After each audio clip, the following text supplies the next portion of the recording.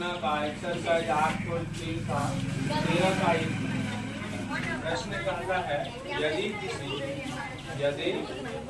त्रिभुज के कोणों के मापों का अनुपात 2:3:4 हो तो सबसे बड़े कोण एवं सबसे छोटे कोणों की माप बताए।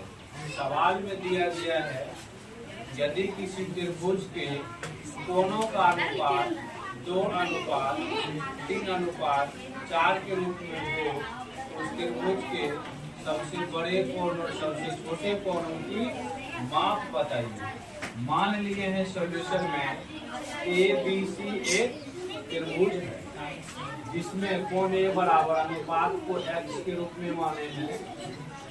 A बराबर 2x, B बराबर 3x, C बराबर 4x। ऐसा अनुपात दिया गया था उसको x के रूप में माने।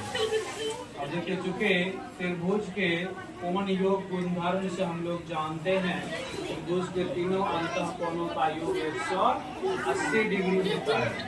कोण A प्लस कोण B प्लस कोण C बराबर कितना हो जाएगा 180 डिग्री हो जाएगा।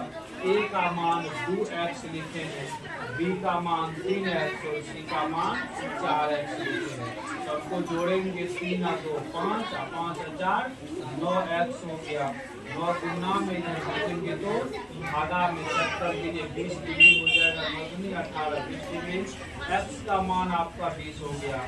अब यहाँ पर सभी मान घुरा दिए। A बराबर 2x तो 2 गुना 20 डिग्री 40 डिग्री हो गया। B बराबर 3x 3 × 20 3 गुना 20 7 डिग्री और 4x 4 गुना 20 4 गुना 20 हो गया। 4 गुना 20 हुआ तो क्या हो गया 80 डिग्री हो गया। इस प्रकार से तीनों कोण का मान कोण A बराबर 40 डिग्री, B बराबर 60 डिग्री, C बराबर 80 डिग्री निकल गया। इसमें सबसे छोटा कोण का मान 40 डिग्री और सबसे बड़ा कोण का मान 80 डिग्री। इस तरह से ये सवाल का सॉल्यूशन हो गया।